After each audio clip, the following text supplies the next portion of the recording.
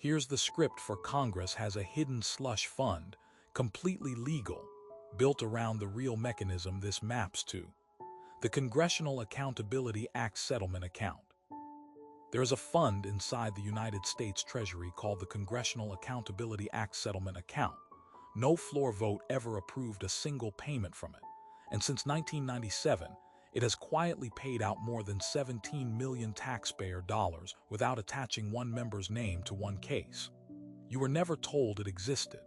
By the end of this, you'll understand exactly how it stayed invisible for 20 years. Here's what it literally is. In 1995, Congress passed the Congressional Accountability Act, finally applying basic workplace law, discrimination, safety, harassment, to its own employees for the first time in American history.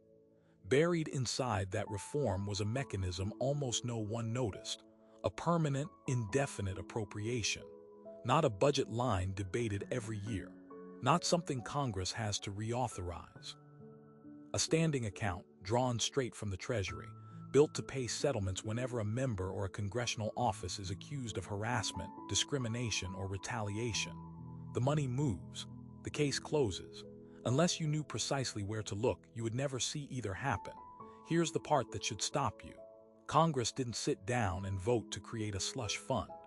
Members voted in 1995 to hold themselves to the same laws as everyone else, a genuinely popular reform.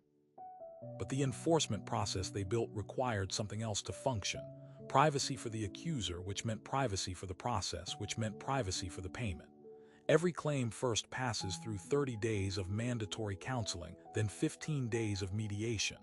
Only after that, weeks past the original complaint, can a settlement even become possible. And the moment one does, a confidentiality agreement is standard. No public docket, no press release, no line item naming the office, the member, the year. The fund wasn't designed to be scandalous. It became invisible because secrecy was the price of anyone using it at all. For 20 years, one body ran the entire process: the Office of Compliance, a small, obscure agency almost no American has heard of, staffed by people who ultimately answer to Congress itself. Congress created the referee. Congress funded the referee. Congress remained, at every step, the party under investigation. Remember, no one voted for this exact arrangement. No bill said Congress may quietly police its own harassment claims.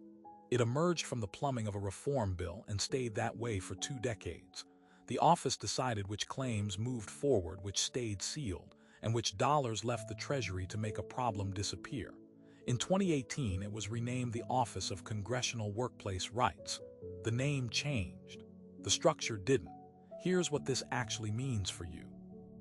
In November 2017, CQ roll call forced it into daylight through public records requests, finding that between 1997 and 2017, the fund paid out at least $17,200,000, your money, to settle claims against congressional offices. Not one name public, not one office identified. Reporters eventually traced a handful of individual payments: $250,000 here, $84,000 there, to specific members only after leaks and lawsuits, years after the checks cleared. Congressman Blake Farenthold of Texas became one of the only members ever publicly tied to a payment: $84,000 for a 2014 harassment claim from a former staffer, and only because one reporter refused to let it go. Every other payment inside that $17 million total still belongs to someone, a specific office, a specific accuser, a specific member who may still be serving, still voting on your laws, while the record of what they did sits sealed inside an account most citizens don't know exists. The fund didn't just hide misconduct. It let the people responsible keep their jobs while the bill went to you. And here's the part that should actually worry you: every step of this was completely legal. In 2018, Congress did pass a reform, the CAA Reform Act, requiring members to personally reimburse the Treasury for harassment settlements and barring taxpayer funding for those specific claims going forward. That sounds like the fix. It isn't. The reform only reaches claims filed after it took effect.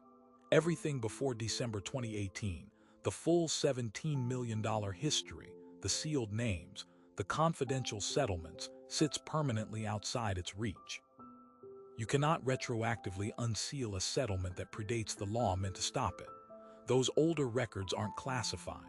They're simply built, permanently, to never surface. None of this required breaking a single law. Congress used its own constitutional authority to write the rules that govern Congress, then built confidentiality directly into the process meant to hold it accountable. That isn't a loophole, that's the architecture working exactly as designed. And if the body that writes the laws can quietly fund its own legal defense against accusations of misconduct through an account with no public ledger, ask yourself what else runs the same way. Which other offices, which other agencies are sitting on permanent, indefinite accounts you've simply never had a reason to search for? $17 million is only the total someone happened to find. No one has ever confirmed the fund stopped growing, only that certain new categories of claims were pulled out of it. So the real question isn't how much of your money has already disappeared into it. It's how much is being paid out right now, sealed, while you're watching this.